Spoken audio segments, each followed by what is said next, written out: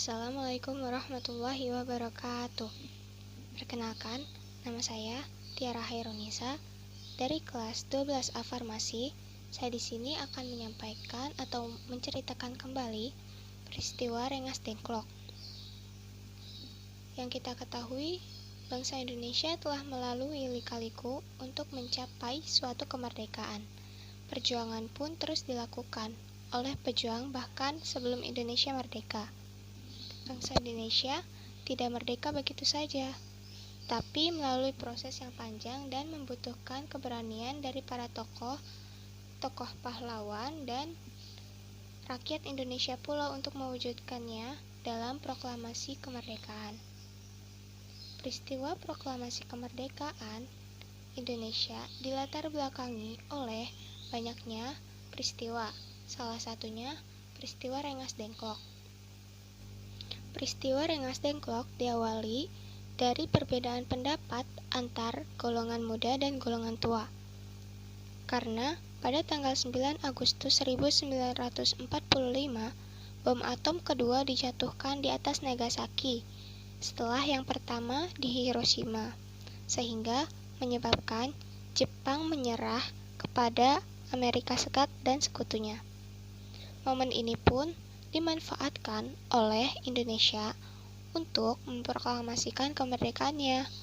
Ketidaksabaran para pejuang muda yang tergabung dalam gerakan bawah tanah akan kemerdekaan Indonesia, alhasil Soekarno dan Hatta diamankan oleh para pemuda atau golongan muda di Rengas Dengklok, Jawa Barat. Perundingan antara golongan muda dan golongan tua pun dalam membahas waktu dilaksanakannya proklamasi tidak membuahkan hasil. Tujuan membawa keduanya ke Rengas Dengklok agar Soekarno dan Hatta tidak terpengaruh oleh Jepang. Caranya, mereka meyakinkan kembali bahwa Jepang telah menyerah dan para pejuang akan melawan apapun resikonya. Tak hanya berdua, Soekarno kala itu juga membawa sang istri Fatmawati dan anaknya Guntur. Hasil peristiwa Rengas Dengklok pun mereka setujui untuk melakukan proklamasi kemerdekaan. Di Jakarta sendiri, golongan muda Wikana dan golongan tua Ahmad Subarjo melakukan perundingan tepat proklamasi. Mereka pun menyetujui Jakarta untuk menjadi lokasinya.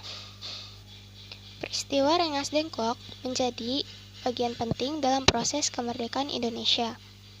Kejadian tersebut berlangsung 1 hari sebelum Indonesia memproklamasikan kemerdekaannya. Tujuan dari peristiwa Rengas Dengklok utamanya adalah mendorong Insinyur Soekarno dan Muhammad Hatta untuk memproklamasikan kemerdekaan Indonesia. Para tokoh peristiwa Rengas Dengklok yang terlibat pun dikenang karena atas kerja kerasnya.